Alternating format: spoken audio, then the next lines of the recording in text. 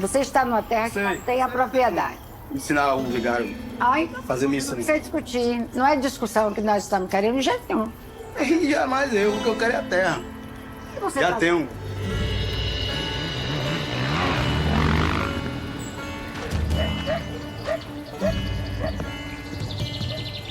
Eu também quero que me pague.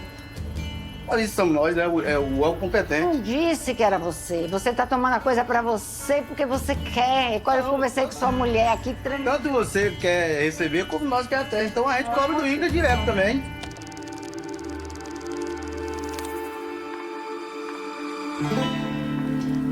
Você está dizendo que você está no seu direito, que você Sim. era uma das herdeiras.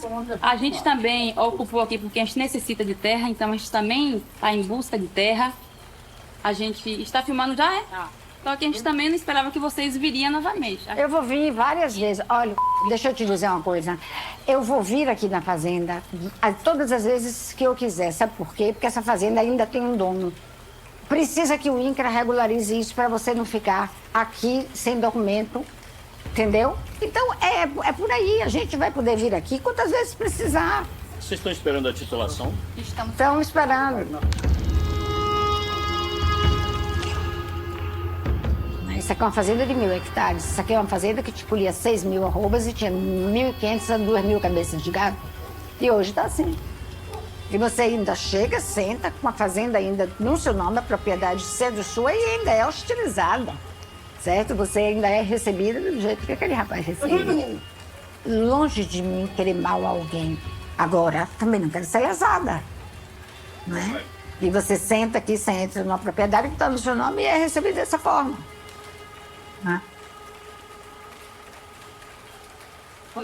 Esse é o projeto Não questionar, não. Não respondo nada. Não. Ainda questionar, não.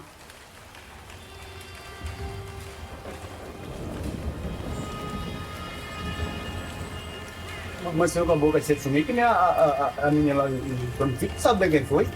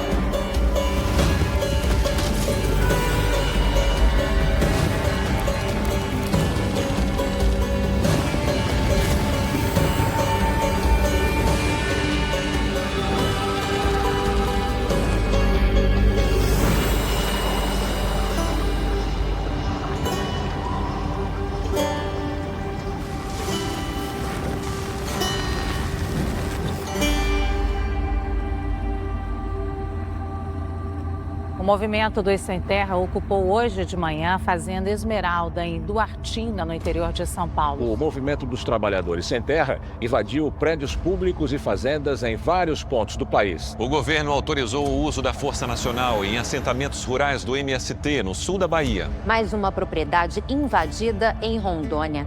A Fazenda Santa Carmen, a 30 quilômetros da ponte do Rio Madeira, é a terceira destruída na região.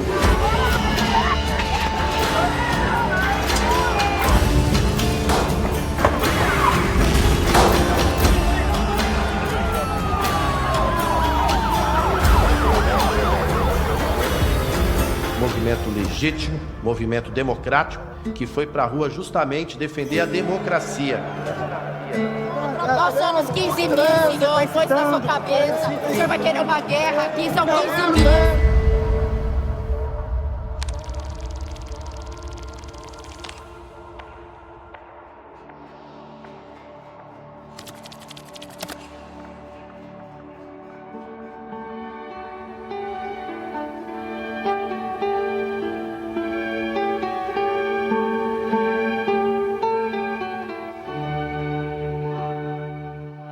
A história do uso da terra é a história da civilização. Isso eu acho muito interessante e importante para citar, porque não é um tema trivial ou contemporâneo. É um tema que anda de mãos dadas com a história da civilização. E no caso do direito de propriedade, ele começou naquela fase em que o homem ele era um caçador, um coletor, e de repente ele há uma mudança, ele se torna um agricultor. E quando ele começa a lavrar o solo, ele deixa de ser um nômade. Isso fez que tivesse os princípios da noção do direito de propriedade. E aí isso é importante. E essa é a principal ferramenta que as civilizações usaram para se definirem como civilização, a formação das nações e países e assim por diante. Nossa história começa com o nosso descobrimento e no marco de Porto Seguro, no marco do descobrimento, você vai ver ali o brasão de armas de Portugal. E aquela pedra portuguesa simboliza exatamente isso. Olha, eu cheguei aqui e essas terras, elas pertencem à coroa portuguesa. Portugal chegou aqui, né, e conquistou esse território. Então, nós que somos proprietários de terras privadas, a gente comprou do Estado. O título é dado pelo Estado. O Estado legitimou quem era dono e passou a vender terras, a dar títulos de terra a quem tinha condições de comprar. Imagina o Brasil de 1850, a quantidade de pessoas que podiam comprar uma terra. Era tão mínima que gerou justamente essa concentração característica do modelo brasileiro até os anos 80 do século XX. Reforma agrária é a nossa salvação. Tese da reforma agrária. A reforma agrária estava parada. O programa de reforma agrária. O projeto de reforma agrária. Reforma agrária amplo, radical, sob o controle dos trabalhadores. Ninguém vê, ninguém repara esse grande padecer. Por isso, a reforma agrária, nós mesmos vamos fazer. Em países como o Brasil, com um histórico de concentração de terras, a reforma agrária gera discussões acaloradas e conflitos violentos. Em essência, uma reforma agrária é uma política pública de redistribuição de terras. Neste processo, o Estado reorganiza o cenário rural do seu país. Primeiro, identificando os latifúndios improdutivos, abandonados ou com irregularidades fundiárias. A partir disso, ele confisca as terras, indeniza os donos e toma posse das áreas. Então, o Estado seleciona agricultores ou cidadãos interessados em produzir na terra e reparte o território em lotes menores, onde esses trabalhadores rurais são organizados em assentamentos. No final de todo o processo, as famílias assentadas ganham a autonomia e a independência do Estado ao receberem a posse definitiva sobre a terra. No papel, a reforma agrária parece um processo simples, facilmente aplicável. Mas na vida real, a história é bem diferente. A ideia de combinação de justiça social com posse e propriedade e integrada com a chegada do pensamento marxista na segunda metade do século XIX gerou vários experimentos históricos de reforma agrária. Então, no século XX, por exemplo, nós tivemos 29 reformas agrárias. Para você ter uma noção, dessas 21 aconteceram em países socialistas ou países comunistas e 17 aconteceram com revoluções. Eu acho que a primeira referência importante na história é a Revolução Mexicana. A Revolução Mexicana, de 1910 até 1930, se você quiser, todo esse período de transformação do México tem uma intervenção muito forte, emblemática na terra, cujos resultados foram muito ruins. E em 74 anos, o México fez 6 reformas agrárias. Em nenhuma delas, mesmo a de Cárdenas, que foi extremamente violenta, nenhuma delas funcionou. Mas junto desse processo vem o processo soviético. A União Soviética teve a Revolução de 17, nos anos 20 vem a coletivização da terra, né? A ideia da sociabilização dos meios de produção é aplicada à terra, ainda mais num país agrícola como era a Rússia, que se transformou em União Soviética. Então, na União Soviética fez o primeiro grande experimento de fazendas coletivas e trabalho coletivo na terra. Também uma experiência fracassada, controle centralizado do Estado no uso da terra gera uma baixíssima produtividade, corrupção, falsificação de dados, falta de concorrência.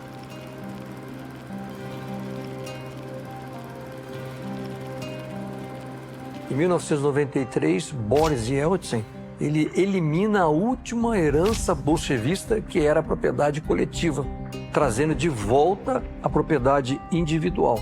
O grande problema é o latifúndio, a grande propriedade, a discussão sobre qual é o limite da posse da terra e o limite da propriedade, que, em tese, limitaria a entrada dos pequenos e dos oprimidos. Nem largo nem fundo, é a parte que te cabe deste latifúndio. É a parte que te cabe deste latifúndio. A questão da grande propriedade do latifúndio. Para criticar o latifúndio, Nós chamamos de latifúndio predador.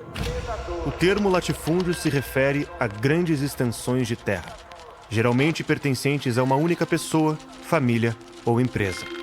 No Brasil, este termo ganhou uma conotação negativa, ao ser associado com a ideia de improdutividade e atraso.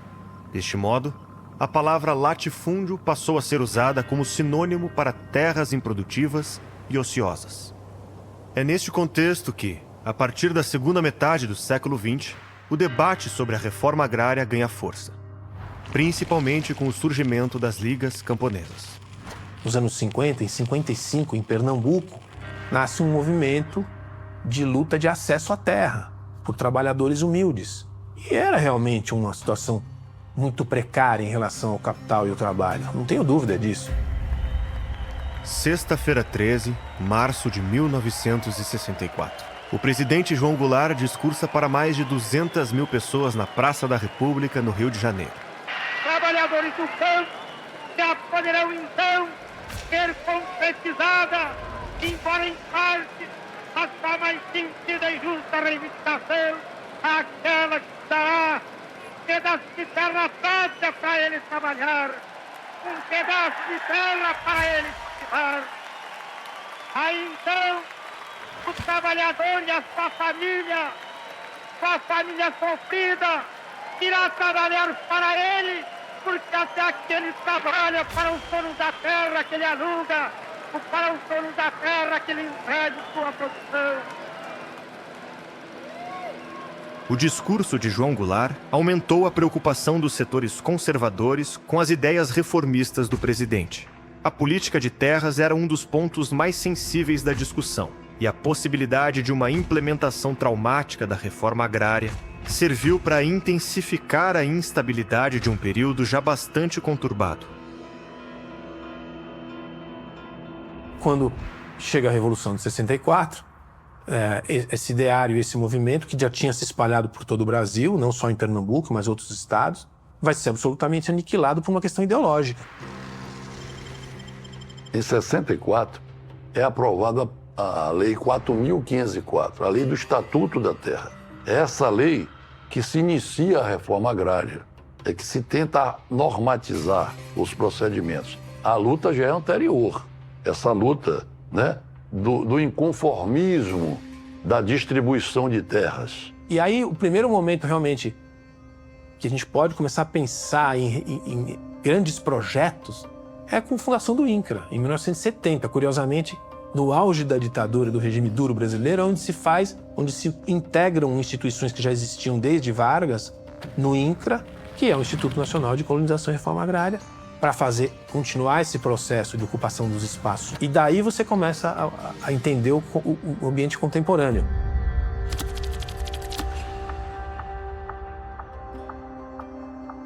Algumas ideias que foram muito fortes são chamadas paradigmas do passado.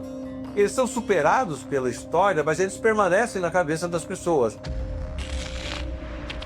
Naquela época antiga, fazia todo sentido fazer reforma agrária. E então os países implementaram o Estatuto da Terra no Brasil.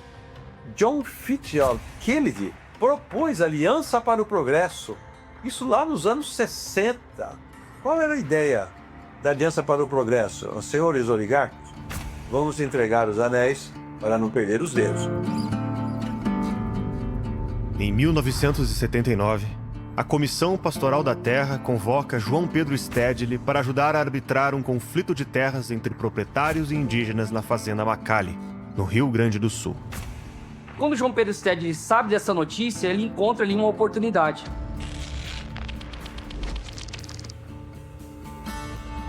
E o papel dele naquela situação é um papel pedagógico, de dizer o seguinte: que a culpa não é dos índios.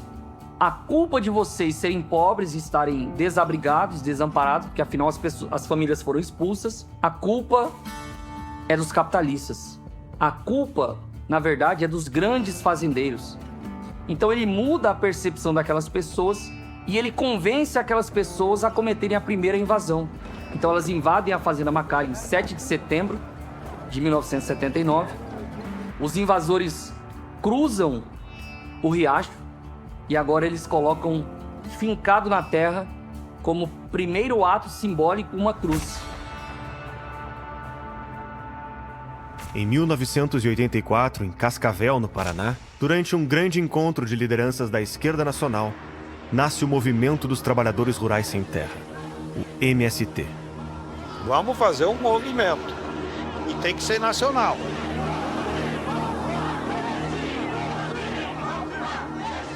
Na sua essência, na sua origem, ele vem da combinação muito semelhante do que foi a fundação do Partido dos Trabalhadores, uma tríade sindical, intelectual, universitária, ampliando para a intelectualidade e ideologia, e religiosa.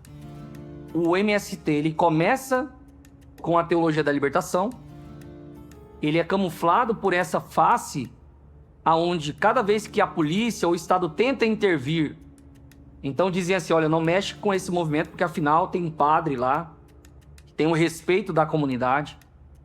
As pessoas que estão ali são pessoas católicas, são pessoas amparadas pela religião, então você não pode mexer com esse pessoal. Quando você viu um desvio de uma ala da igreja, que se encastelava dentro de uma tese, que era a tese do Leonardo Boff, e que desenhava uma nova política de libertação do povo, tá certo? Com independência, povo, a teologia da libertação. Então o país é rural, o país é católico.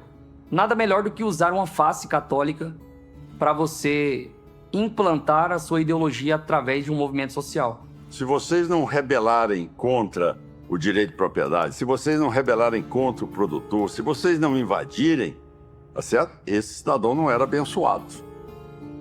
Primeiro quero lembrar, está escrito aqui, dizendo que foi um casal de sem terra, Abraão e Sara, que entrou para a história como pai e mãe de 3 grandes religiões monoteístas: o judaísmo, o cristianismo e o islamismo.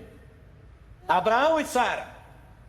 Lembrar também que as 3 palavras que mais existem na Bíblia, Deus, vida e terra.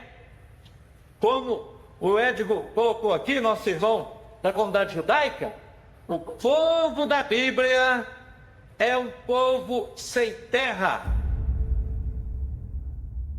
Quando começou o processo de reforma agrária, na época do Sarney, elaboramos o Plano Nacional de Reforma Agrária.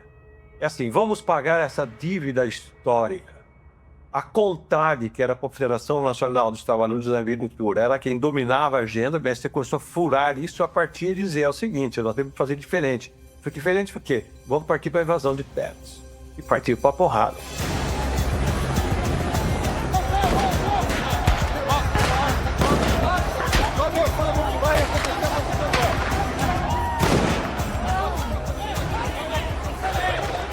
Com o crescente apoio, o MST continuou a expandir a sua causa por todo o Brasil.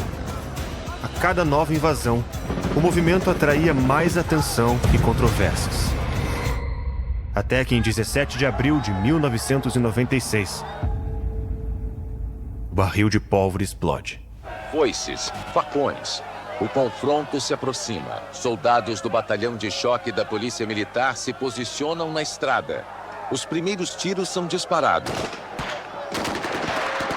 Os sem terra avançam contra os policiais. Disparam tiros de revólver e jogam foices, paus e facões contra a polícia. A resposta é com rajadas de metralhadora. Invasores baleados caem, mortos e feridos.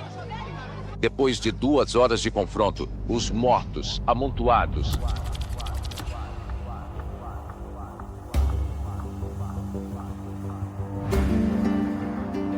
Eldorado dos Carajás adquiriu contornos de um mito fundador e impulsionou o movimento à projeção nacional.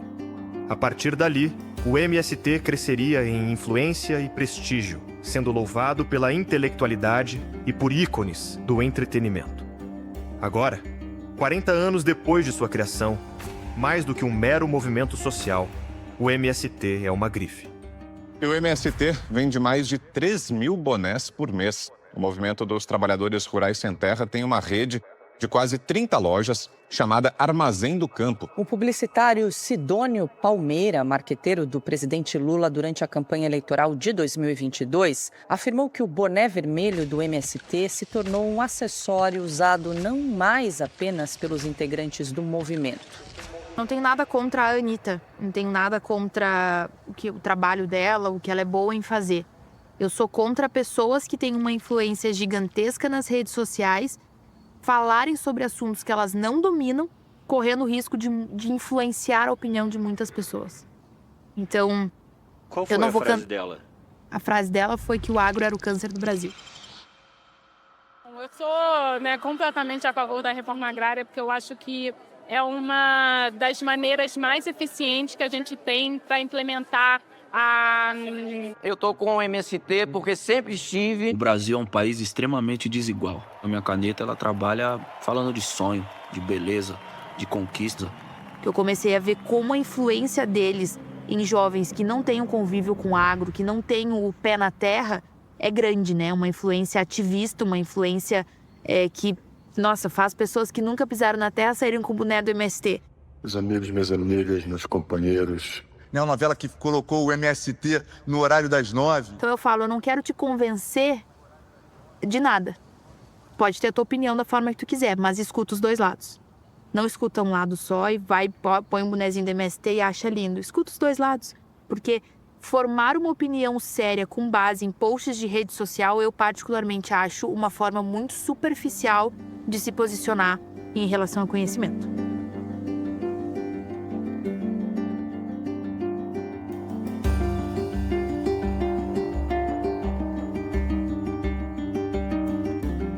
Mas essa é apenas a face pública de um movimento que ocasionalmente revela um lado polêmico e agressivo.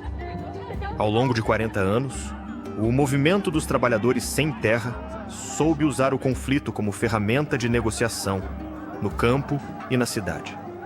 Mais do que um movimento social e uma grife, o MST agora é uma força que influencia a política agrária do país inteiro. Desde 88 para cá, o MST foi pendulando entre um movimento de pressão contra o governo, o qual ele é opositor. Então vamos pegar o período do Fernando Henrique.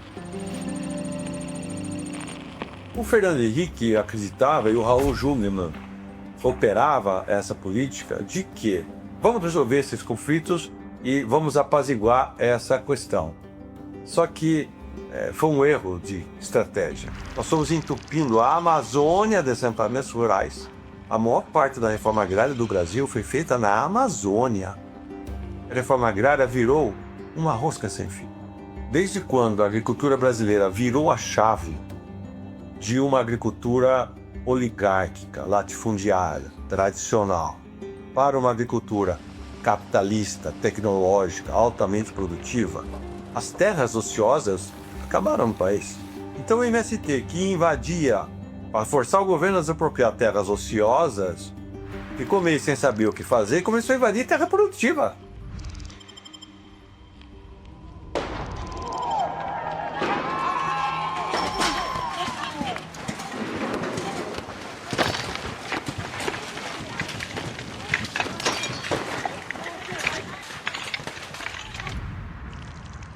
O MST se apresenta como um movimento, com as palavras do próprio MST, de desobediência civil por uma causa maior. A gente já viu isso em outras instâncias da política, né? Quando você vai fazer alguma coisa pela causa maior, você geralmente vai romper a regra do jogo. Quando a coisa fica um pouco mais radical, o MST invade, destrói plantações, destrói benfeitorias, põe fogo na plantação, destrói tratores, máquinas. Invasores do movimento dos Sem Terra destruíram milhares de pés de laranja de uma fazenda no centro-oeste paulista para forçar a desapropriação da área. A imagem gravada do helicóptero mostra o momento em que integrantes do MST destroem o pomar. O trator derruba tudo que encontra pela frente. Integrantes do Movimento Sem Terra mantêm invasões de terras produtivas no sul da Bahia. As 3 fazendas, invadidas por cerca de 1.500 integrantes do MST, ficam nos municípios de Mucuri, Teixeira de Freitas e Caravelas, no extremo sul da Bahia. A Justiça já deu ordem para a reintegração de postos de fazendas invadidas pelo MST na Bahia, mas os sem terra não saíram. Quando você sofre uma invasão, já fica complicado, porque você tem 48 horas, que é chamado de esforço imediato. Desforço imediato é o direito de quem teve a sua terra invadida de expulsar os invasores por conta própria, sem precisar esperar a decisão da justiça. Esse direito só pode ser exercido no momento da invasão e diante da utilização de meios próprios e proporcionais para reaver a posse da terra. Se você consegue isso, ótimo, mas normalmente você não consegue. Porque quando eles invadem com foice, com enxada, com arma, eles invadem armados. E você não tem condição de chegar nem perto. Eu tenho clientes com fazenda invadida na Bahia há 15 anos. Eu já tive várias casos em que eu chegava na delegacia de uma cidade pequena, tinha um delegado, e falava, precisa ir lá, tá aqui, a reintegração de posse judicial, precisa ter... Doutor, eu não tenho dinheiro para pôr nem gasolina nos carros. Eu cheguei a pagar do meu bolso e enchi tanque de carro de polícia para ir lá cumprir a reintegração de posse. Nós ganhamos a reintegração de posse. Nós ganhamos a reintegração de posse, mas até hoje nunca conseguimos tomar posse. Por quê? Porque o governo nunca autoriza a polícia militar a entrar para dar posse, né, para tirar os invasores. É tipo assim, perdeu, certo? Porque você não vai conseguir recuperar essa terra de jeito nenhum. É muito difícil. Você ganha na justiça uma vez, aí você entra de novo outra vez, mas quem vai colocar os invasores para fora? Qual sua opinião sobre por que o direito de propriedade não é respeitado no Brasil? É uma boa pergunta. O Brasil tem várias perguntas que são difíceis de responder, né? Rapaz, eu acho que é muito por conta do patrimonialismo e desse estado agigantado e máximo que a gente cultiva aqui no nosso país, né? O direito absoluto é sempre do Estado. Se o Estado te oferecer uma concessão de você poder estar utilizando essa terra, bem. Mas se a partir do momento que me interessar politicamente tirar você daí, eu vou tirar. Hoje o Brasil, por exemplo, ele é um dos últimos classificados em qualquer ranking que você possa avaliar o direito de propriedade. A nossa Constituição traz uma nuance que gera uma enorme dificuldade de interpretação e como consequência de conflito, que é a função social da terra. Só cabe propriedade, direito de propriedade de terra, se você cumprir a função social. E não cumprindo a função social, está na Constituição, você pode perder o direito à propriedade. Então a propriedade não é um direito absoluto. E isso provoca uma possibilidade de se romper esse entendimento do que é a propriedade. Porque se ela não cumprir determinadas funções sociais, sempre dentro de uma interpretação muito subjetiva, ela pode deixar de ser um direito. E esse conceito de direito de propriedade, ele está muito associado à liberdade. Tanto é que os regimes totalitários, um dos primeiros instrumentos utilizados é a destruição do direito de propriedade. Então, eu acho que essa noção do Estado está se agigantando cada vez mais e o indivíduo está se enfraquecendo cada vez mais, né? Por que isso não vale para a cidade? Por que a nossa terra privada na cidade está protegida e no campo não? Qual é a diferença? Então, assim, de novo, é aquela insegurança, é aquele conflito que o campo vive que a cidade não vive. Então, por que aqui não acontece, mas lá é bonito acontecer? Qual o sentimento mais forte numa situação dessa? Injustiçado e impotência, né? É um sentimento de injustiça, um sentimento de impotência muito grande, né? Quando você não tem a quem recorrer, é doloroso, né?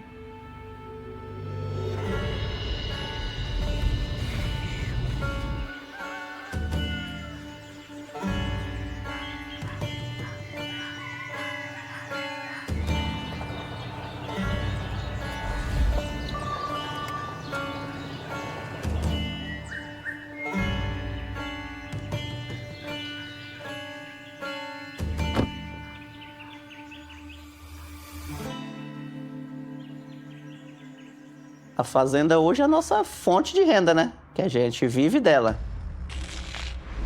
A gente produz o café, a pimenta, o leite e o gado de corte. Então, é a nossa fonte de renda total, é nossa terra. A gente não existe outro imóvel, outro emprego, nada, né? A fonte de renda é a terra. O INCRA chega aqui pela primeira vez em 2009 e resolve fazer uma perícia aqui na terra, já politicamente motivado, por conta do assentamento Zumbi dos Palmares, que é um assentamento vizinho, o interesse aqui nessa região de expandir esse assentamento. Então, em 2009, eles realizam essa perícia, produzem um laudo onde eles dizem que essa terra é improdutiva.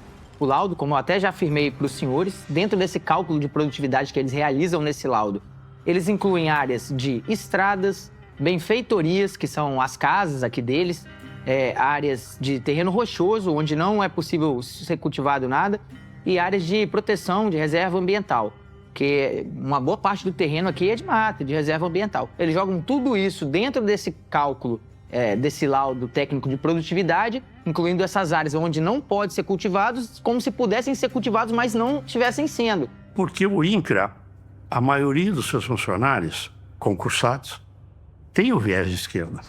Eles lutam por essa causa.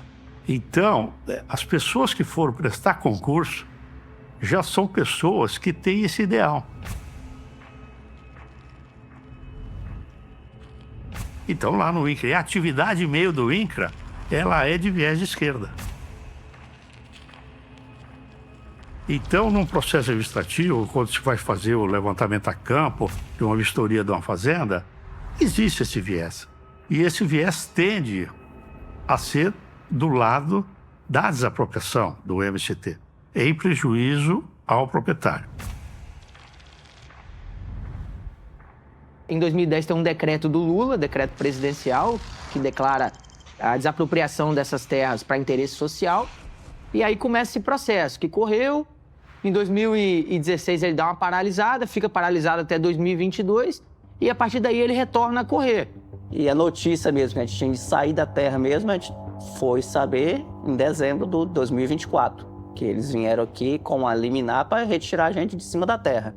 Ficamos sem o pé no chão, falar a verdade, né? Que ninguém esperava isso aí. Que eles vieram com 3 dias, a gente tinha de sair da terra. A sorte que teve um advogado que falou que tinha idosos, criança, que moravam em cima da terra, e não tinha como a gente sair, que a gente não tinha outro lugar para ir. Aí o oficial de justiça ouviu o nosso pedido, levou para o juiz, que aí ficou, por causa que existia idosos, crianças, a gente não tinha para onde ir. Por isso que a gente está em cima da terra até hoje. Que é um laudo técnico deles que eles fizeram que a terra era improdutiva. E isso não é a verdade, né? Na verdade, isso não é a verdade.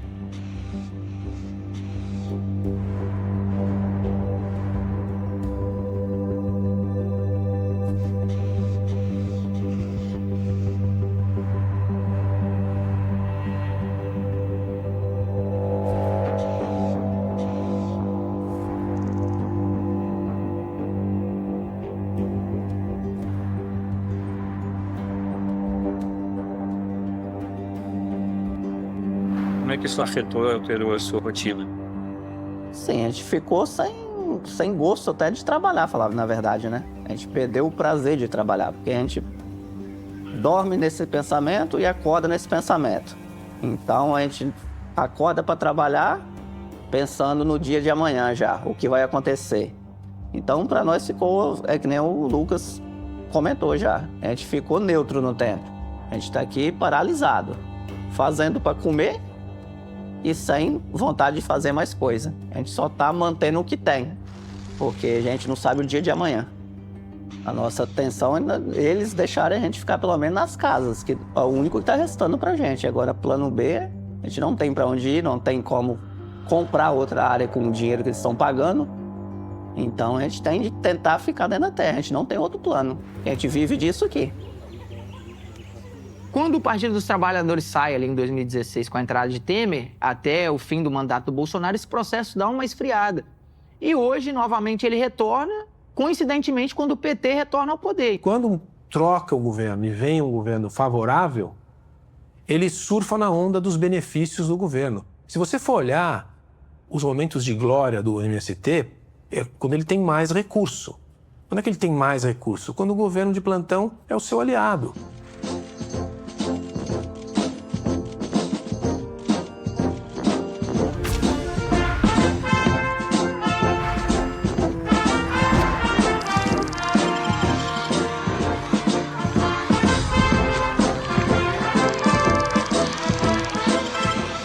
Naquele mesmo mês, Stedley gravou um vídeo dizendo que haveria mobilizações do MST em todos os estados, como marchas, vigílias e ocupações de terra.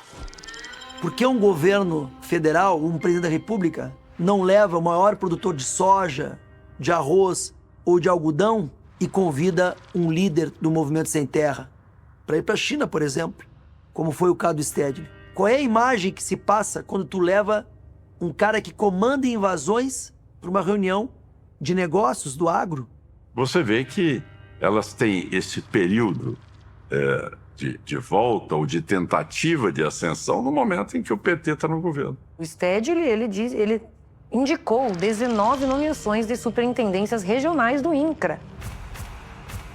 Olha o status que tem o líder dessa instituição quando o governo é favorável a ele. Então, você acompanhando a história de 40 anos, e como o Partido dos Trabalhadores governou o país em mais da metade desse período, ele é uma instituição que sobrevive muito bem, porque tem recursos acessíveis, recursos do contribuinte. Isso tem que ser colocado de forma muito incisiva. Se não fosse o governo, o MST não existiria mais. Tanto é que no governo Temer começa um processo de verificação da atividade e corte de recursos disponíveis. Quando não tem oxigênio, você morre. Quanto dinheiro vocês movimentam?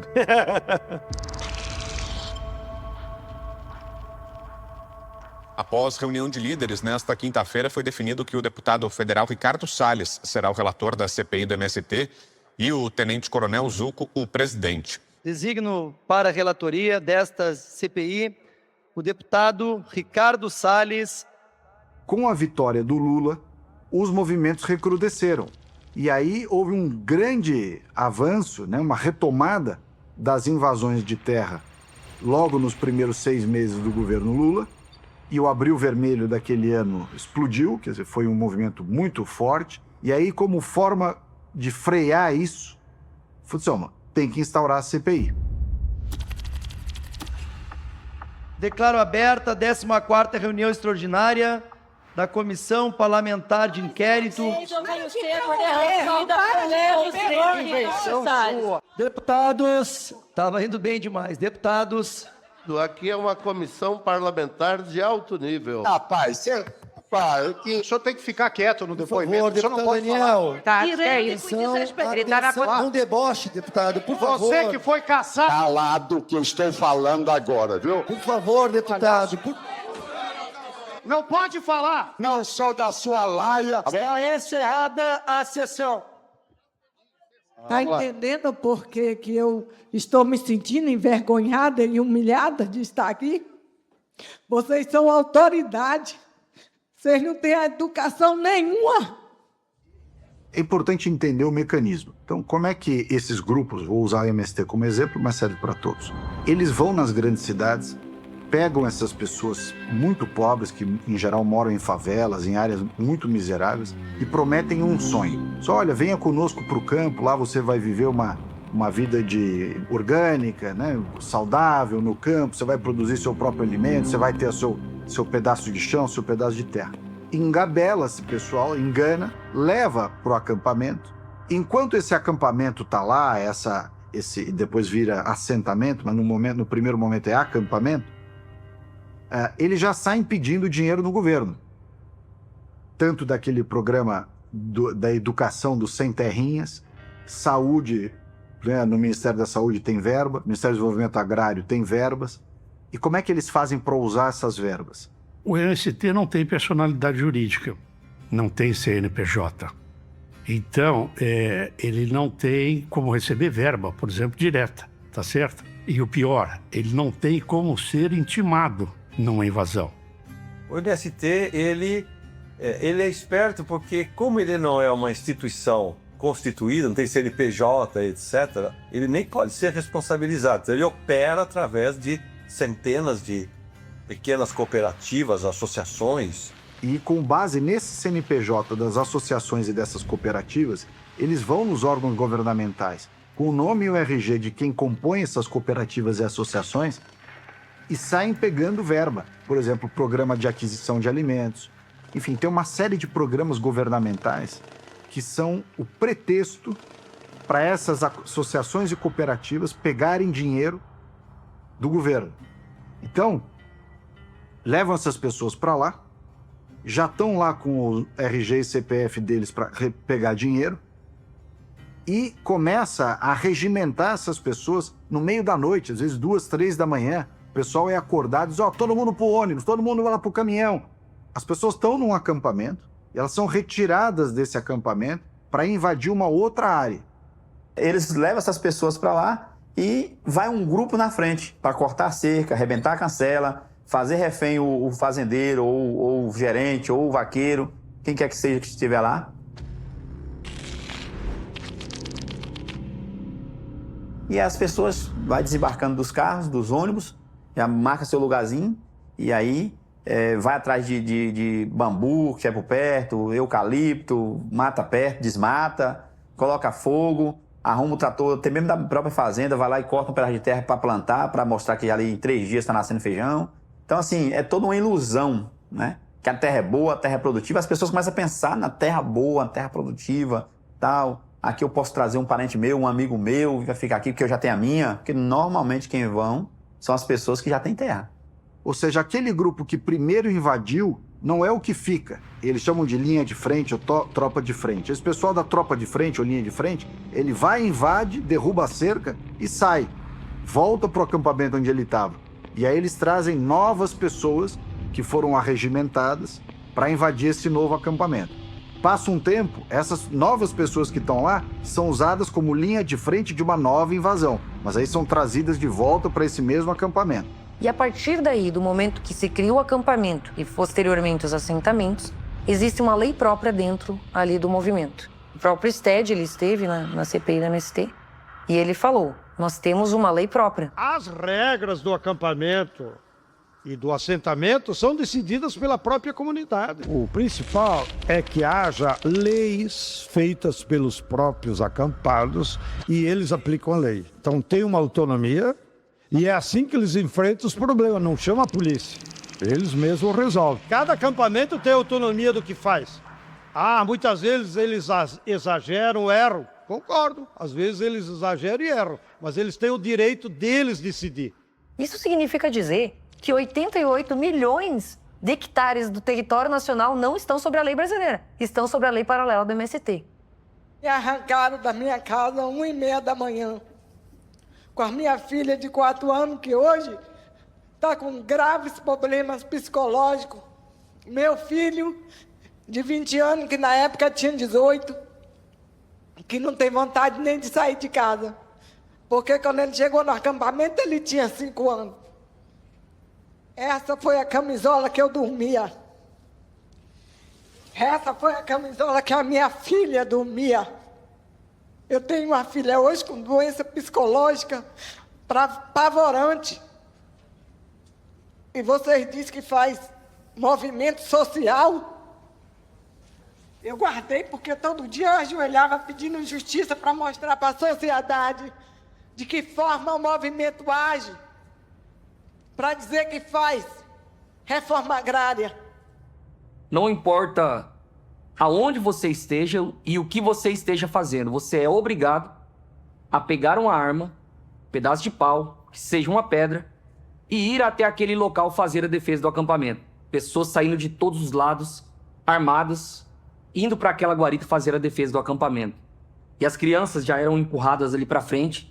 Eles levavam crianças e mulheres e muitas vezes usavam como escudo humano para fazer essas invasões? Exatamente, as mulheres e crianças, que nós somos a linha de frente dessas ocupações.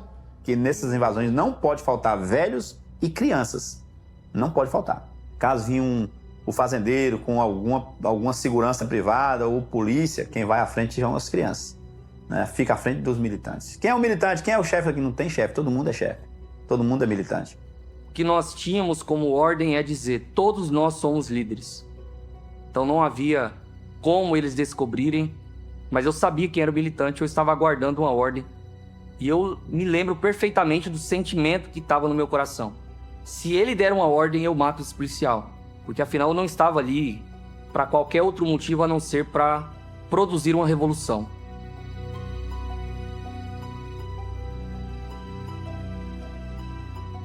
Cada acampamento do MST, o assentamento, é uma sala de aula de formação do comunismo.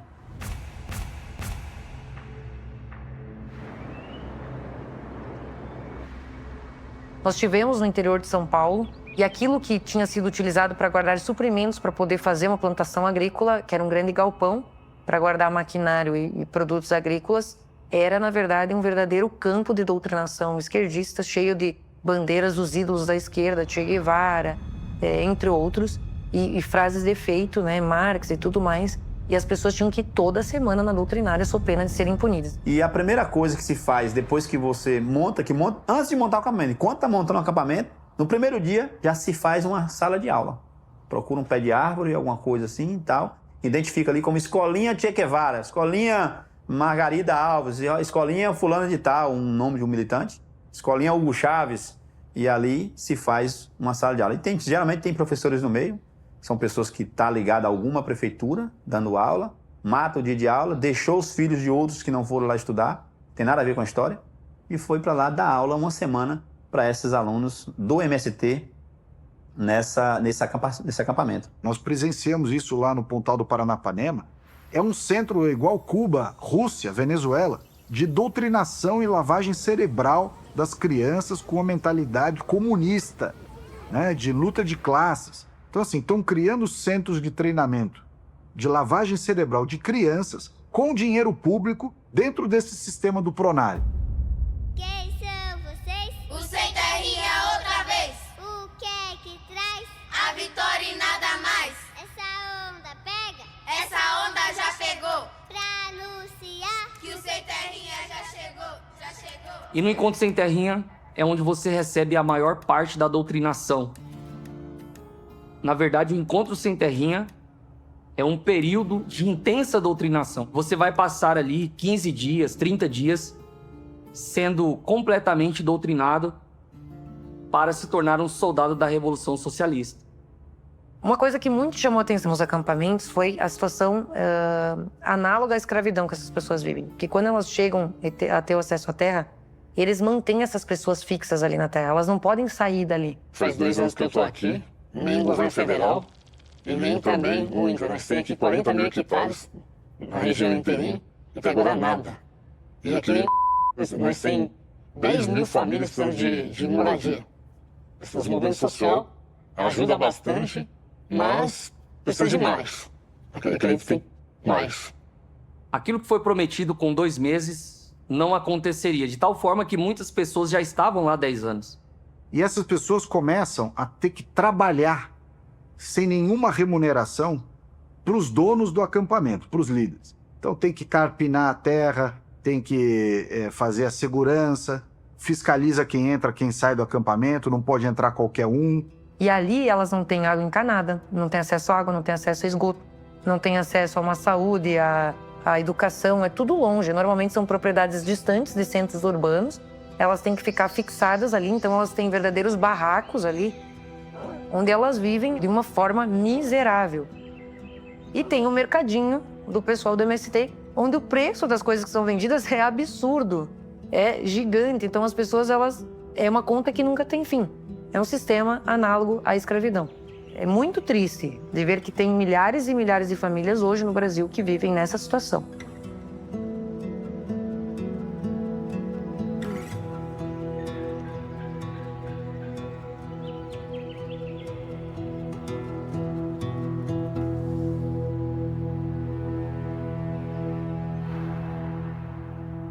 Eu não tenho dúvida que a CPI do MST poderia ter dado um resultado ainda melhor, mas ela descortinou a face oculta deste movimento. Vocês acharam que o final da CPI era o que vocês precisavam ou vocês ficaram frustrados? Qual a percepção que vocês têm do jeito como a CPI terminou? A própria CPI mostrou como essa luta é uma luta que ainda não terminou e ainda necessita de muito esforço e de muita dedicação da sociedade brasileira, porque o próprio relatório ele não foi votado. Então, é uma CPI que se encerrou, mas não foi votado por uma questão política. O relatório final da CPI, do MST, não foi votado. Quando nós chegamos no final da CPI e começamos a querer convocar o ministro Rui Costa, que é o chefe da Casa Civil da Presidência da República, houve um esforço do governo Lula em impedir a convocação do ministro Rui Costa. O presidente da Câmara dos Deputados, Arthur Lira, acatou o pedido do PT e anulou a convocação do ministro-chefe da Casa Civil para depor na CPI que investiga o MST. O governo foi para cima dos partidos do Centrão, distribuiu ministérios para os partidos do Centrão e exigiu, por outro lado, que os partidos do Centrão tirassem os seus representantes, que faziam parte da FPA, e colocassem representantes desses mesmos partidos, mas que não eram ligados ao setor agropecuário. E aí não dava para votar o relatório, que nós íamos perder. Nós entendemos por bem que era melhor encerrar. É claro que existem representantes no Congresso que assumem uma postura e bandeiras. Alguns, mas são poucos. Porque se você tem uma bancada, né, da Frente Parlamentar da Agricultura, com mais de 330 representantes, por que o agro está sendo ameaçado desse jeito? A primeiro instante, a gente achava que ia acontecer alguma coisa, né, estrondosa. Agora sim, o MST vai pagar, né, por tudo que ele vem fazendo. Infelizmente, a CPI, como várias outras, né, parece que acabou em pizza. Para nós, o sentimento neste momento é que acabou em pizza. Não deu nada. Por quê? Porque os órgãos de controle não permitem as coisas acontecerem. Eu acho que é por aí. Eu acho que foi isso aí.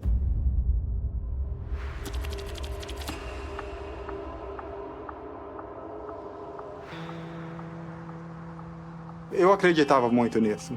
Eu coloquei a minha vida à disposição disso, de lutar por essa causa, de ter ela como um propósito, porque eu entendia que isso era muito bom para o país. Né? Não era bom para o movimento, não era bom mas para toda a conjuntura nacional. E daí eu me deparei com um movimento totalmente assim, autoritário.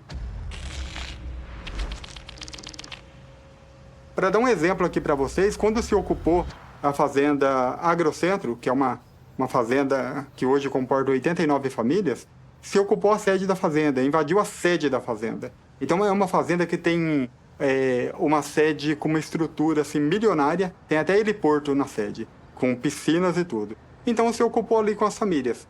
Quando o proprietário não entrou com a reintegração na posse, e a posse permaneceu com o movimento, no mesmo momento eles tiraram as famílias da sede, onde tinha toda uma estrutura, e jogaram as famílias lá no meio da braquiária, longe da sede da fazenda. E quem passou a ocupar a sede da fazenda foram os dirigentes do movimento, usufruindo de toda aquela estrutura que antes pertencia aos proprietários. Enquanto isso, as famílias viviam num canto da fazenda, a nossa água tinha horário para ter água, porque a água era dividida com o boi, então eles não podiam deixar de dar água do boi que estava arrendado. Então é uma desconexão total com aquilo que eles pregavam daquilo que eles faziam. E realmente, quando a gente começou a entrar em alguns debates, a contestar algumas coisas que a gente viu que estava errado, e foi aonde a gente começou ali a sofrer algumas represárias já. Aí foi na onde que, né, ele, por ter mais conhecimento, eu fui vendo que ele, com algumas lideranças lá, estava tendo já um embate interno, mediante as questões dos questionamentos que ele colocava, que não era justo a gente ver as famílias passando por aquilo, né? E sendo coordenado dessa forma, por essa militância aqui. Nisso, a liderança maior aqui do movimento acabou tendo um embate comigo, e ele pegou e falou para mim. Eu peguei e falei assim, eu estou fazendo apontamentos para o movimento mudar, para o movimento pelo menos voltar às origens, daquilo que a gente sempre lutou e sempre acreditou. Ele falou, olha, você está no lugar errado. E se você não parar de bater de frente com nós, essa região vai ficar pequena para você. A gente se desvinculou do movimento e fomos seguir a nossa luta individual, no sentido, quando eu falo individual, né? Claro, com um grupo de famílias, mas sem bandeira do MST. A maioria dos lotes aqui é só toco, né? A maioria. Tem muito pouquinho lote aqui que não tem toco. O resto é tudo toco e não tem como as pessoas sobreviver, porque pino, eucalipto, se não mexer com a terra, não beneficiar ela, jogar um calcário nela, jogar um adubo, né? Jogar gesso, fazer uma correção na terra, não sai a plantação. Aqui foi cortado eucalipto, aqui foi muito eucalipto. Demais, foi muitos milhões. Esse dinheiro sumiu. Se tivesse pego toda a madeira que foi cortada daqui e investido aqui dentro, nossa, isso aqui era um paraíso. Mas não tem. O que o assentado ficou? Com um toco. E a madeira sumiu.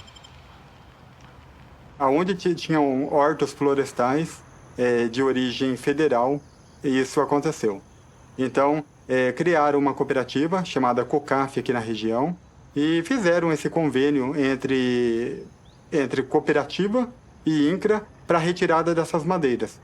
O dinheiro sumiu, foram cortando, foram levando as madeiras em volta, o pessoal começou a perceber que a madeira foi indo e que nada vinha retornando, e que aconteceu uma série de denúncias ao Ministério Público Federal, o que acabou ensejando uma ação judicial, e onde acabou que se descobriu assim, um desvio milionário, hoje na ordem de 12 a 13 milhões de reais, que simplesmente sumiram, e as famílias ficaram, na verdade, assim, em cima dos tocos aí, sem poder mecanizar a produção.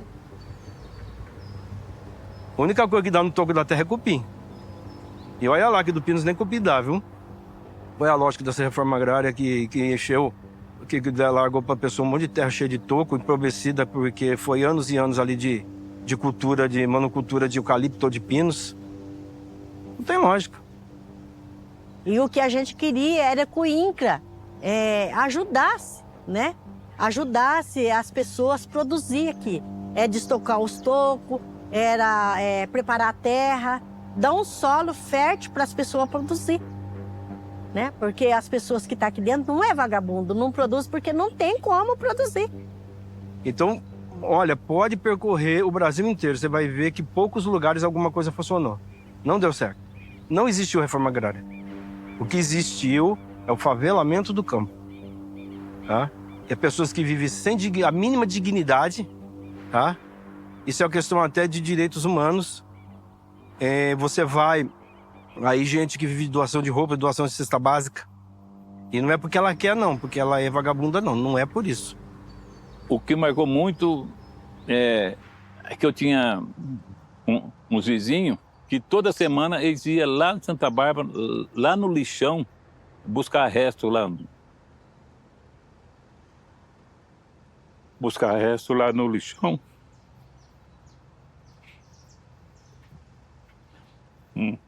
Repartia, sabe, comigo. Batatinha, pepino, tomate estragado. Então a gente tirava aquele restante para comer.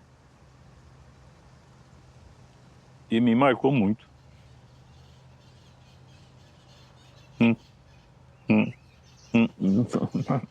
Desculpa do Tassinho, velho.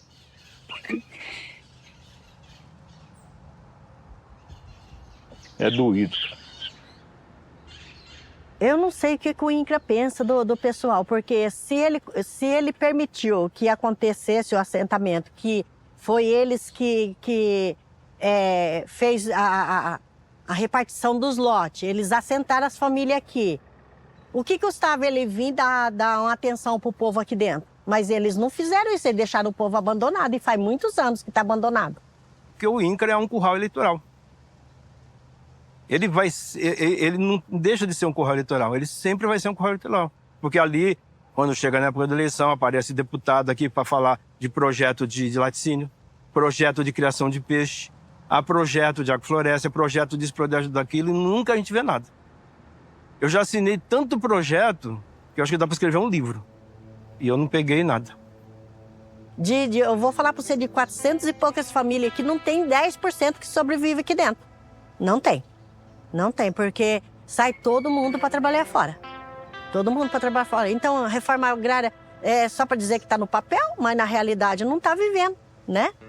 Na realidade não vive reforma agrária aqui dentro. Para viver a reforma agrária aqui dentro tem que sobreviver do lote. Então esse é o projeto de reforma agrária que criaram.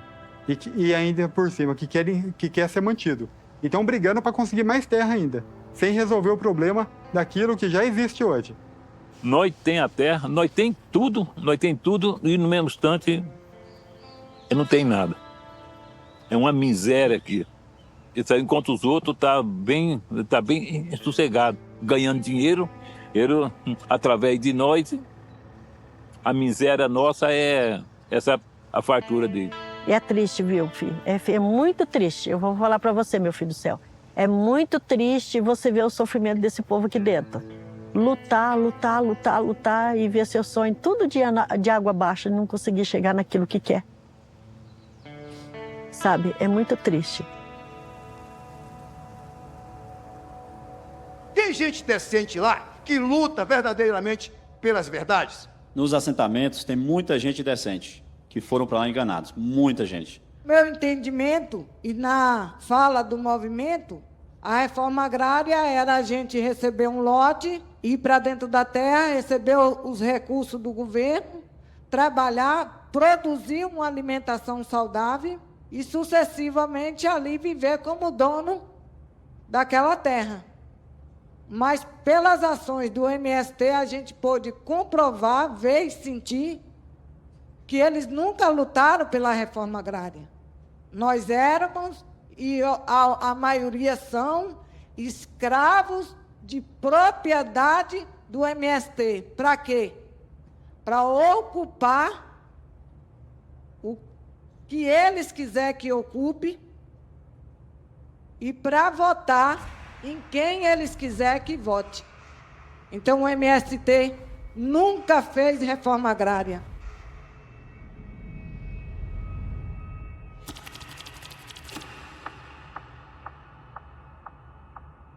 A pergunta que se faz é por que é que o MST não luta pela titulação? Eu participei do movimento, eu cheguei no movimento em 2009, no assentamento Rosa do Prado. Esse aqui é um dos certificados, são vários que a gente tem. Esse aqui foi 2013, acampamento Hugo Chaves, em Brasília. Fiquei 3 meses lá militando para o MST. Eu lutei muito para Bolsonaro não ganhar a eleição em 2018. Quando o Bolsonaro ganhou, falei, pronto, tá lá, lascou tudo agora, não tem mais nada. Porque eu ficava sem saber como é que ia documentar essa área, né? Quando o Bolsonaro ganha as eleições em 2019, fecha o INCRA, dá uma limpa no INCRA, vê a notícia para nós, ó, vai ter área a ser documentada na região. Os assentamentos de 2015 para trás, todos podem ser documentados. Algumas pessoas começaram a se organizar com documentos para titular. Eu fiquei de fora, obedecendo ao MST. 70% organizou documentação para titular a terra. E eu vendo aquilo, né? Perguntava aos militantes, amigos e tal. Não, moço, isso é mentira, Bolsonaro vai dar documento, não, tal. Só que depois veio um CCU, que o MST também desclassificou, desmoralizou. CCU é isso aqui, Contrato de Concessão de Uso. O único documento que substitui esse, o CCU, e aqui atrás tem todas as cláusulas do CCU que o assentado tem que seguir, o único documento que isso aqui é um pré-título, um documento valiosíssimo. Só que o MST nunca deu moral para esse documento, porque o MST não gosta de documento nas áreas. Então ele, isso não presta para nada não, o CCU não é o título não é documento não.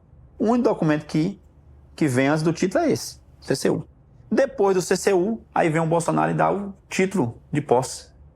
Título de posse da área. Ele é feito em papel moeda, impresso em papel moeda, não é qualquer papel. Todas as cláusulas que regem o assentamento, o assentado na área, é essas aqui atrás. Memorial descritivo, aqui é minha parcela, minha gleba, 13 hectares, ponto alguma coisa. E toda essa documentação foi dada por Bolsonaro. Então o Bolsonaro, que parecia ser um monstro, né? Não estou aqui puxando a sardinha para o Bolsonaro, não, mas foi ele que titulou mais de 400 mil famílias Brasil afora. E nós, na Rosa do Prado, 264 famílias, somos beneficiários da reforma agrária no governo de Bolsonaro com título de propriedade. Isso aqui, para um assentado, é a carta de alforria para sair das mãos do MST.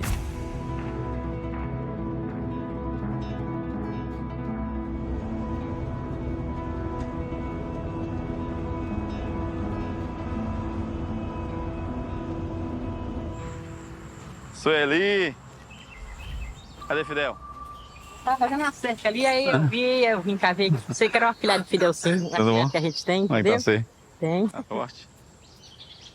Nós passamos 10 meses, 270 pessoas, sem dormir, correndo pro mato, com medo, quando você viu os carros do MST passar, correndo com medo de morrer. Homens da Força Nacional estão no extremo sul do estado para reforçar a segurança nos assentamentos da reforma agrária. Essa ação acontece por causa de um ataque que ocorreu na madrugada da última sexta-feira no assentamento Jaci Rocha, em Prado, onde 8 pessoas ficaram feridas, casas destruídas e lotes também, além de um trator e uma moto incendiados. Que a vida deles é espancar as pessoas, judiar e achar que tem que ficar por isso aí mesmo, né? Bate em mulher, bate em homem, bate em menina, não tem medo de ninguém, não. Esse é o resultado da nossa, pela luta pelo documento da terra, pela legalização da terra.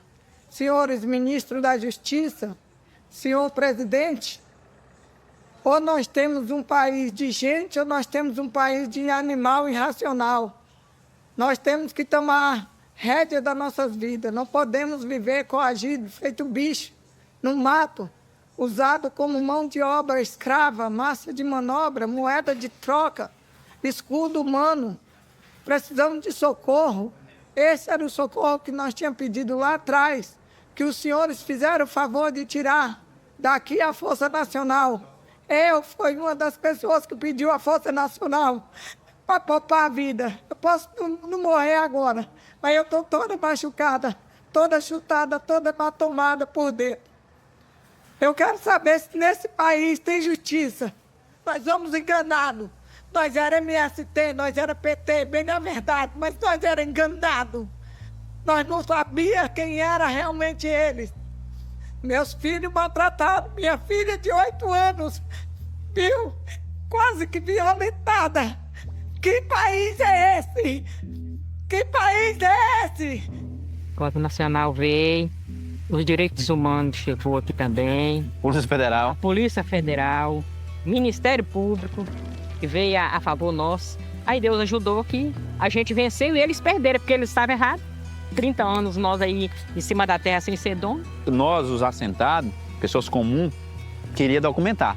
Os militantes do MST, porque eles tinham gados de aluguel, ganhavam muito dinheiro, então eles não queriam que titulasse. Porque quando titula a terra, você pega a terra toda e divide pelo número de pessoas que vai se assentar.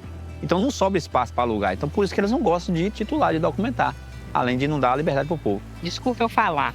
Eu nasci os dentes, votando no PT, de Lula. Hoje, por causa do MST, Deus me defenda. Nunca mais na minha vida eu só prefiro a morte. Um documento só serve para o proprietário, né? Só serve para eles o documento. O que eles querem com esse documento? Difícil. Então, você percebe que não é uma questão técnica, não é uma questão jurídica, e sim uma questão ideológica. O grande fim do INCRA seria dar o papel para a pessoa dizer, ó, esse pedacinho de terra posso chamar de meu. Mas eles enrolam, eles não realizam isso.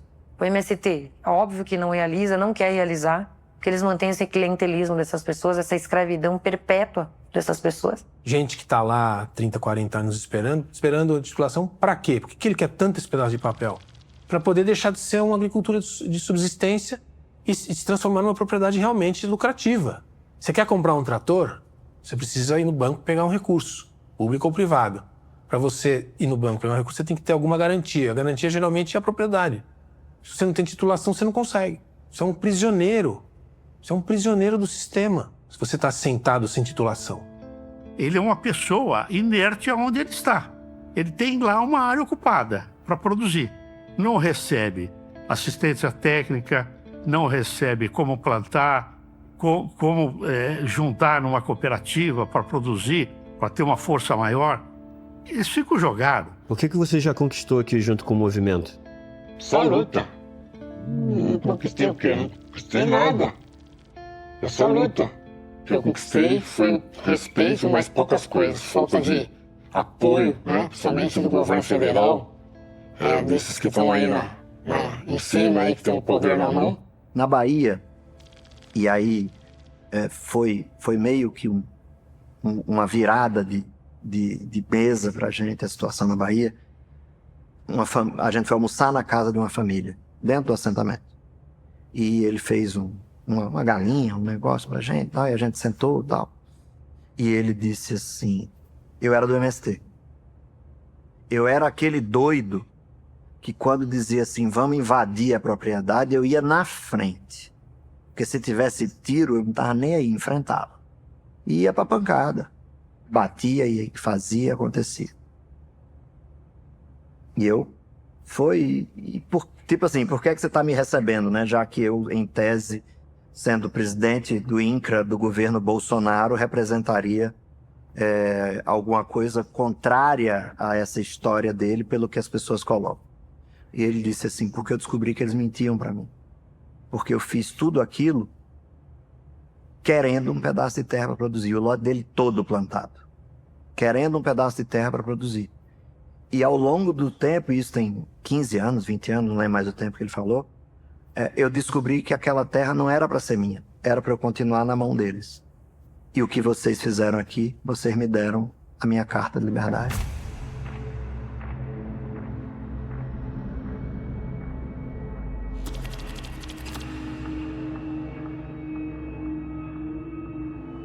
Mesmo assentados com esse documento em mãos, com o título, Brasil afora, o MST tomou a determinação agora, nesse momento, de expulsar famílias que são desafeto deles das áreas. Eu, por exemplo, sou passível de ser expulso da minha área. A qualquer momento. Tem um assentamento aqui próximo, a Colatina, que foi titulado, o povo está com o título registrado e pago. Mais de 15 famílias no assentamento Jaci Rocha, antiga fazenda Colatina, foram expulsas agora, em 2025. Foram expulsas com o documento em mãos. Então o MST é um fora da lei. Eles não estão observando se você tem direito ou se você não tem direito. Se o fazendeiro tem direito ou se não tem. Se o proprietário rural que está lá hoje com o documento na mão, assentado da reforma agrária, tem direito ou não. Eles não querem saber. Eles vão expulsar. Não existe a quem o assentado recorrer, só a Deus. Por que não existe a quem o assentado recorrer? Porque quando o MST ameaçou nós na área de assentamento, lá na Rosa do Prado, todos esses aqui são boletins de ocorrência na delegacia civil. Isso aqui são boletins, pelo menos 3. Olha que sigla importante. MPF, Ministério Público Federal. O cara saiu lá, um procurador saiu de Brasília, veio aqui, fez reunião com vários assentamentos e não deu em nada. Pelo MPF, todas as famílias de Rosa do Prado hoje tinham descido a vala, estavam mortos. Então assim, não tem a quem recorrer. Mesmo com título em mão, ainda é passível de ser expulso pelo MST. Outra pessoa não vai lá te expulsar, mas o MST é capaz ainda de ir. Então a gente tem que ter o título em uma mão e um pedaço de pau na outra. E dizer assim, se vir, nós vamos se reunir aqui, junto, tem que estar todo mundo junto. Não pode ser um só, catitu fora da manada é comida de onça. Se ficar um sozinho lá brigando contra o MST, tá lascado. No mês de janeiro e fevereiro, nós tivemos assim uma quantidade de invasão que você não pode imaginar. Aí surgiu uma invasão Santa Luzia, lá perto de Ilhéus e Itabuna, e do nada, assim, sem se conversar nada, sem planejar nada, reuniu vários produtores e cercaram o ônibus que estava cheio deles para invadir a fazenda, turma do MST. E conseguiram tirar e levar para a delegacia. Esse movimento, surge a ideia de que os agricultores, os donos das propriedades, se eles se unissem, eles poderiam conseguir impedir essa invasão. Aqui nós não temos a proteção do Estado. Surge de forma ordeira e pacífica o movimento Invasão Zero, que hoje é um conceito nacional da não invasão. O Invasão Zero ele só existe porque tem um MST, porque o Invasão Zero existe para se defender de uma agressão, de uma invasão. Que a gente não aceita mais invasão de propriedade. Que nós não somos contra a reforma agrária. Eu não sou contra a reforma agrária, ninguém é contra a reforma agrária. Agora, a invasão de terra não, invasão é crime. Invasão é invadir tua propriedade. Você está na sua casa e invadir tua casa. Existe uma cartilha de procedimentos que orienta o produtor a tomar medidas legais para impedir a invasão. Ele reúne os vizinhos e os produtores que estão no grupo de WhatsApp, se desloca junto com a polícia, isso tudo em 24 horas. E lá no local procede a retirada do invasor, junto com a polícia militar. Isso é uma obrigação de polícia. A gente via na Polícia Civil e Militar, a gente via até força, vontade de fazer alguma coisa por nós, né? Mas não tinha como, porque quem determina é o governador. Então, o movimento de invasão zero surge pela ausência do Estado. Cadê que não existe invasão de propriedade em Goiás? Por que não existe invasão de propriedade em São Paulo? Porque lá tem polícia e tem comando. Olha, a lei é essa. A regra aqui é essa que está colocada aqui na legislação brasileira e na Constituição. Não vou admitir nada fora isso. As pessoas têm que saber que elas serão responsabilizadas pelos seus atos e cabe à polícia agir imediatamente na segurança da população. Com a mesma legislação dos últimos 30, 40 anos, existe hoje no estado de São Paulo uma postura muito diferente por parte da polícia e por parte dos invasores. Eles sabem que se invadirem aqui, haverá uma resposta proporcional dentro dos limites legais, mas uma resposta proporcional para evitar que isso aconteça. Goiás e São Paulo estão dando exemplo de como cumprir a lei. Ele não está dizendo que ele é favorável a isso, aquele... Não, ele está cumprindo a lei. A lei diz, olha, tem um mandato, manda fazer isso, manda tirar vocês de lá. Eu vou lá e tiro. Agora é vontade política, sem dúvida.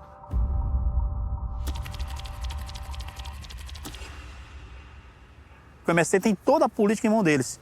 Tem governo federal, governo estadual, tem governo municipal, tem deputados, tem senadores. Esse assentamento com 264 famílias não devia ser uma potência em produção? Uma coisa grave o INCRA fez. O INCRA suspendeu o cadastro ambiental rural.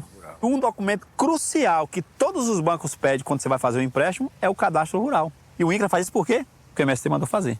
Para atrapalhar a produção. Para você pegar hoje, acho que é 16 mil, o agroamigo do Banco do Nordeste precisa do cadastro ambiental rural. Se não tiver, já era. 16 mil. E aí? Como é que a gente vai avançar? Você acha que o MST produz riqueza? Não produz, moço. O MST tem um dilema existencial. Ele luta pela reforma agrária, mas sabe que a reforma agrária não faz mais nenhum sentido no mundo de hoje. Ele ficou ultrapassado porque a causa dele está baseada no Brasil colônia. E o MST não evoluiu na própria produtividade da agropecuária. Ele está parado no tempo. A eficiência, a pujança do agronegócio, que se tornou o principal setor da economia, a locomotiva da economia brasileira, é um contraponto a tudo que o MST prega. A eficiência do agronegócio tirou esse palanque do MST. O MST faz parte dentro dessas instituições envelhecidas que vão apodrecer pela força da modernidade, da necessidade de se inovar, de se transformar. O discurso do MST está completamente defasado.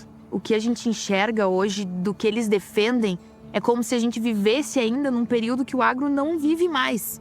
Um dos fatores que explica o fracasso dos assentamentos rurais é a má preparação técnica dos que receberam a terra. Com pessoas que não entendem daquele assunto e não foram preparadas para entender. A visão do MST não é buscar as pessoas para trazer para essas áreas que têm um pouco de esclarecimento, que têm um pouco de recurso, né, para trabalhar, para produzir, para ter produção, não.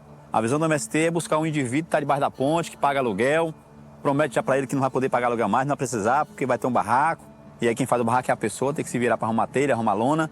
Então, assim, eles querem um CPF, um título de eleitor. Tendo CPF e um título de eleitor é o perfil do acampado que o MST quer. Eles conseguiram a terra. Beleza, como é que eles vão produzir a partir de agora?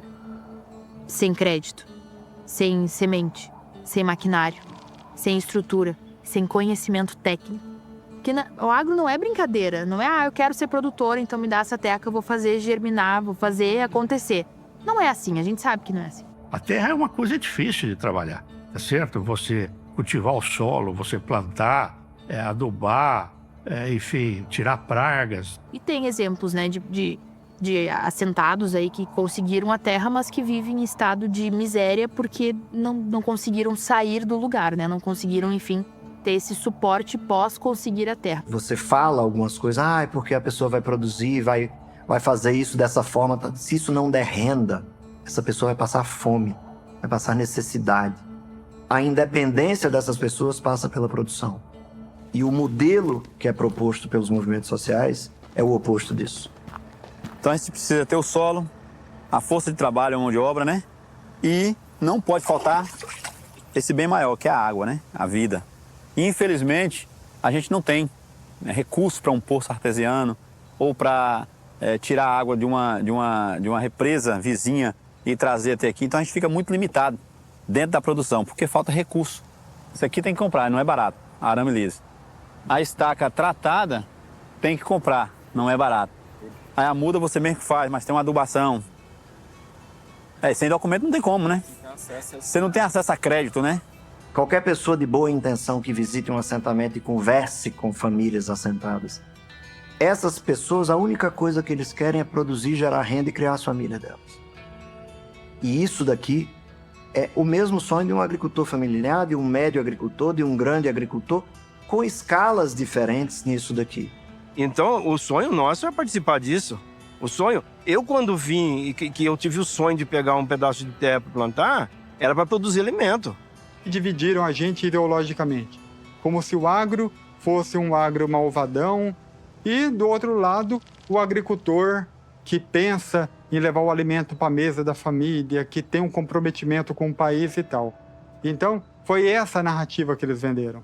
A gente não pode dividir o Brasil em agronegócio, agricultura familiar, MST, agroecologia. O agronegócio é uma cadeia produtiva. Aqueles pequenos produtores que produzem arroz, feijão, mandioca, verdura, é tudo pequeno. Isso é tudo agro, faz parte do contexto e o agro, no seu contexto todo, não é unido. A agricultura no nosso país tem que ser uma só. Todos nós fazemos parte do agronegócio. Se eu não entender a minha propriedade da porteira para dentro, eu não entender ela como uma empresa rural, eu estou fadado ao fracasso. Primeira coisa é isso, é destruir esse muro que eles criou, nós contra eles. Porque é isso que eles fazem muito bem. O agro brasileiro precisa de união. Se essa união ocorrer, como já está ocorrendo na maioria dos estados, a gente com certeza tem um poder nas mãos. O agricultor tem um poder nas mãos. E ele precisa saber usar o poder que tem. Vocês que querem tanto derrotar o MST, a fórmula é simples. Façam reforma agrária, no outro dia desaparece o MST. Eu brincava no INCRA e dizia às pessoas que o INCRA era a maior imobiliária de terra do Brasil, porque ele tinha só em assentamento mais de 80 milhões de hectares e em glebas, quando você juntava tudo, dava 200 milhões de hectares. Isso cabe nas áreas do INCRA. Só na área de assentamento cabe a França e a Alemanha inteiras, dentro dos assentamentos de reforma agrária já existentes. Se o INCRA fosse um estado, ele seria o segundo maior estado do Brasil, só perdia do Amazonas. Então a gente vê o interesse deles de se expandir mesmo como se fosse um tumor maligno, ganhar esses territórios em volta, então trazendo uma alta insegurança jurídica para dentro desses territórios, as propriedades aqui se desvalorizando, as famílias não sabem até quando elas vão ser donas do que é delas, se toma essa propriedade aí vai querer as próximas em volta. Então o INCRA tem se comportado mesmo, ou como um maurcrim de grilagem, ou como um corretor imobiliário. Não precisa mais invadir terra. Olha, se quem faz o levantamento da terra improdutível é o INCRA que comunica o governo quais são as propriedades improdutivas que existem em cada estado brasileiro.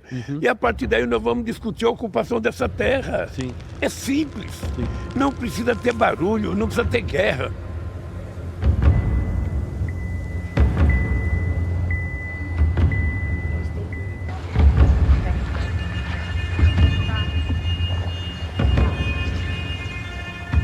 Em 2010, a família Betinho propuseram duas ações tentando anular o decreto. O decreto é desapropriação porque o INCRA entendeu que isso aqui era improdutivo. Então a família entrou na justiça para discutir isso. Olha, o imóvel é produtivo, vamos discutir.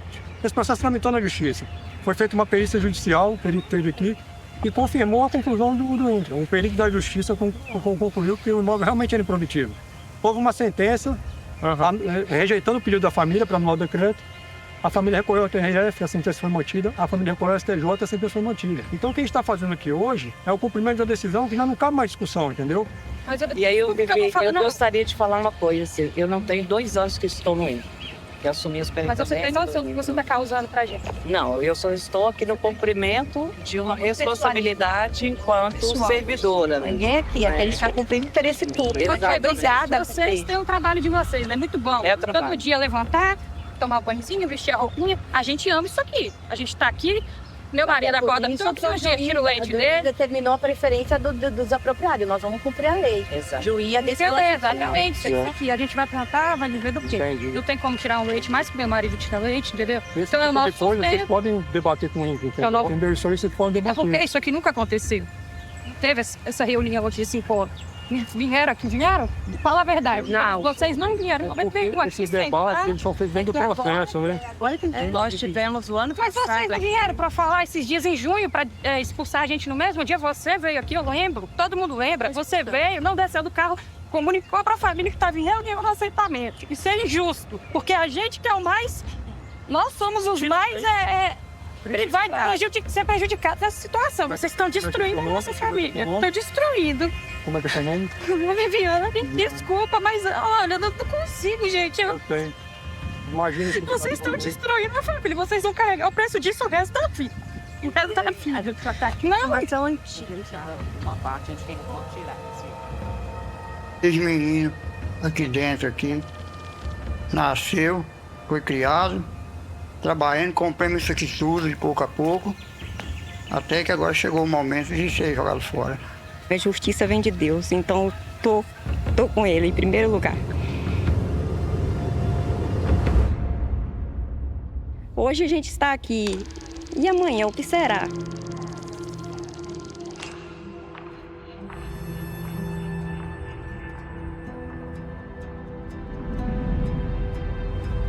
Durante 40 anos, o Brasil tem aceitado o discurso do MST, pautado na divisão entre oprimidos e opressores, entre sem-terra e latifundiários, entre proletários e burgueses.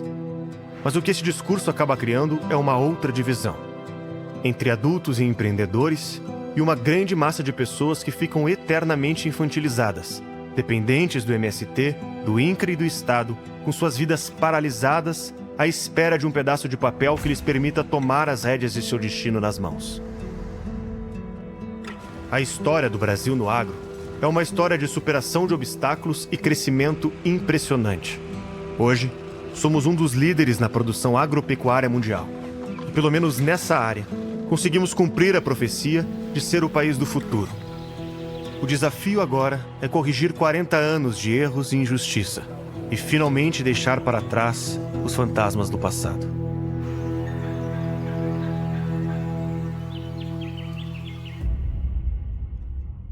Se você quer que esse filme chegue em mais pessoas, é extremamente importante que você escaneie o QR Code aqui na tela e entre nesse site, que é o IMDb, para você fazer uma avaliação sobre esse filme que você acabou de assistir. Não custa nada e leva menos de 1 minuto. Isso é extremamente importante para que as outras pessoas queiram assistir esse filme. Então, deixa a sua opinião sincera lá, coloque a sua nota, isso ajuda muito na divulgação do filme.